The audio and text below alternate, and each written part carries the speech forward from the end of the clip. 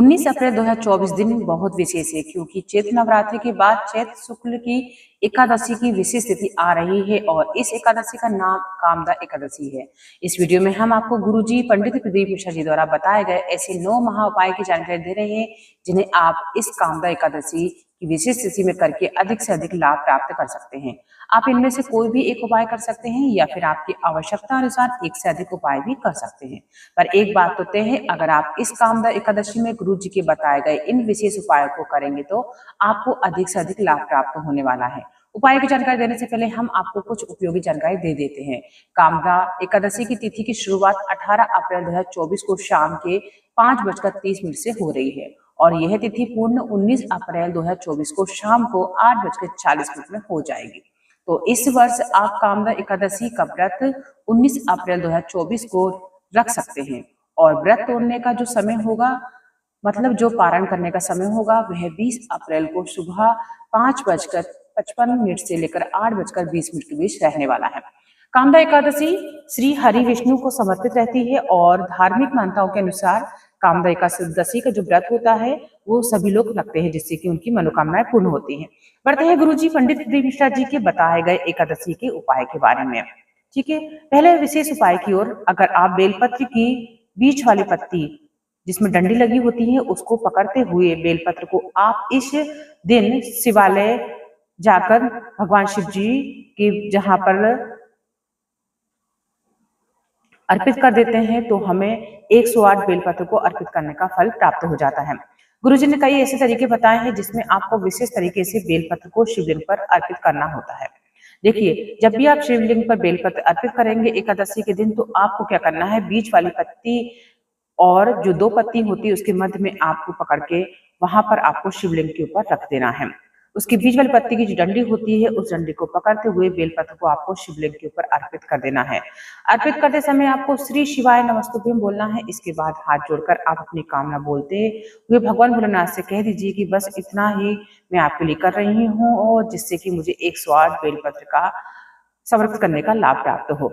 देखिए, इस उपाय को आप सुबह भी कर सकते हैं और शाम को भी कर सकते हैं। बढ़ते हैं दूसरे उपाय की ओर। गुरुजी ने एक और विशेष उपाय की जानकारी हाल ही की शिव महापुराण कथा में दी थी।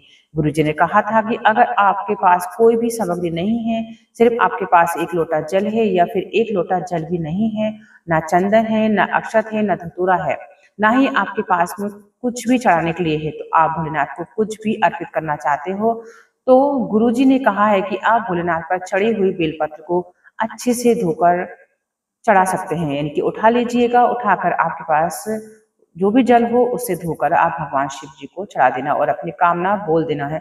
श्री शिवाय नमस्तुभ्यम का उच्चारण कर लेना है। इसके बाद कामना बोलना है। इसके बाद फिर से एक बार श्री शिवाय नमस्तुभ्यम बोल देना है। इसके बाद बेलपत्र की जो बीज वाली पत्ती होती है, बेलपत्र की बीज वाली पत्ती को पकड़ते हुए बेलपत्र को शिवलिंग के ऊपर अर्पित कर देना है।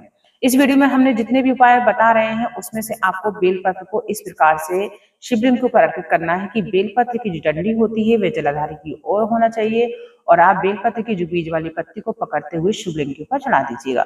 गुरुजी ने कहा है कि इस प्रकार से अगर आप बेलपत्र को शिवलिंग के ऊपर अर्पित करते हैं तो आपको शिवलिंग पर चंदन, 1 लोटा जल, अक्षत, धतूरा सभी सामग्री को अर्पित करने का सौभाग्य प्राप्त हो जाता है और भोलेनाथ की विशेष कृपा प्राप्त होती है।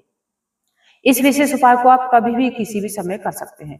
कुछ विशेष स्थितियों में करके आप अधिक से अधिक लाभ भी प्राप्त कर सकते हैं। बढ़ते हैं तीसरे उपाय की ओर। गुरुजी ने हाल ही में पूर्ण हुई शिव महापुराण कथा में एक विशेष उपाय की जानकारी दी थी। गुरुजी ने कहा था कि अगर आपका कहीं पर पैसा फंस गया है, पैसा आपको वापस नहीं मिल रहा है, कहीं पैसा अटका हुआ है या फिर आपको कोई पैसा नहीं दे रहा है या विवाह आकर रुक गया है, पैसों की कमी हो रही है, नौकरी नहीं लग रही है, व्यापार के लिए कुछ करना चाहते हैं, तो आपको गुरुजी ने एक उपाय बताया है। ये उपाय सरल है। आपको बेलपत्र की 2 पत्तियां, मतलब बीज वाली पत्ती को छोड़कर बचे हुए जो 2 पत्तियां होती हैं उस पत्ती को पकड़कर बेलपत्र को आपको शिवलिंग के ऊपर समर्पित कर देना है। इस प्रकार से करना है कि आप बेलपत्र की बीज वाली पत्ती को ना पकड़े, बची हुई दोनों पत्तियों को पकड़ें और बेलपत्र को शिवलिंग के ऊपर अर्पित कर दें। इसी प्रकार से आपको बेलपत्र की डंडी जो है जलाधारी की ओर होना चाहिए और पत्ती का मुख जो है शिवलिंग की ओर होना चाहिए। गुरुजी ने कहा है कि आप अर्पित कीजिए, 20 से 22 दिन के अंदर ही कुबेर भंडारी आपका हाथ पकड़ लेंगे। जितनी भी परेशानी चल रही थी धन संबंधी वही दूर होना शुरू हो जाएगी। ये विशेष उपाय आप किसी भी दिन कर सकते हो, यानी कि सुबह भी कर सकते हो, शाम को भी कर सकते हैं। एकादशी, प्रदोष, मासिक शिवरात्रि या फिर शुक्रवार दिन करके आप अधिक से अधिक लाभ प्राप्त कर सकते हैं। इस वर्ष एकादशी जो है, कामदा एकादशी की तिथि है, वह शुक्रवार के दिन आ रही है और ये विशेष आप भी कर सकते हैं। बढ़ते हैं चौथे उपाय की जानकारी की ओर। हाल ही में पूर्ण हुई शिव महापुराण कथा में गुरुजी ने बताया कि कुबेर को धन देने वाले कौन है। कुबेर भंडारी ही है और नारायण ने एक बार माता लक्ष्मी से पूछा था कि तुम्हारे पास इतनी धन संपदा कहाँ से आती है। तो माता लक्ष्मी ने उन्हें बताया था कि मेरे पिता ने मुझे सिखाया है कभी भी किसी के सामने हाथ नहीं फैलाना चाहिए। तो मैं एक बेलपत्र को लेकर उसकी बीच वाली पत्ती को स्पर्श करते हुए कुबेर के साथ भोलेनाथ का आह्वान करती हूँ और जो वो मुझे प्रदान करते हैं वे जनमानस के कल्याण के लिए आगे वितरण कर देती हूँ। इसके बाद गुरुजी ने बताया बेलपत्र की बीज वाली पत्ती शिव ही है और गुरुजी ने कहा अगर आप भी अपने जीवन से धन संबंधी परेशानियों को दूर करना चाहते हैं, धन संबंधी परेशानियों आपके जीवन से अधिक मात्रा में दूर हो जाएंगी और आपको रोज एक न्याय कार्य करना है। बेलपत्र की बीज वाली पत्ती को पकड़ते हुए श्री शिवाय नमस्तुभ्यम, फिर श्री शिवाय नमस्तुभ्यम या ओम नमः शिवाय बोलते हुए रोज आपको शिवलिंग पर एक बेलपत्र समर्पित करनी है। लगातार करके आप ये देखिएगा आपको 2 या 3 महीने में ही जीवन में बदलाव देखने को प्राप्त हो जाएगा। एकादशी या प्रदोष या फिर मासिक शिवरात्रि पर या फिर प्रत्येक सोमवार को ये नियम धारण कर लेंगे आप कि बेलपत्र की बीज वाली पत्ती को पकड़ते हुए बेलपत्र को शिवलिंग के ऊपर अर्पित करेंगे। इस उपाय में आपको बेलपत्र में ही एक विशेष बात का ध्यान रखना है। बेलपत्र कटी फिटी नहीं होना चाहिए और कभी भी बेलपत्र को अर्पित करते समय बेलपत्र के नीचे की डंडी होती है वह लंबी होना चाहिए, एक डूर जैसी आकृति की होना चाहिए। डूर को पकड़कर तोड़ना नहीं है, ठीक है, इस बात का आप ध्यान रखिए। बढ़ते हैं 5वीं जानकारी की ओर।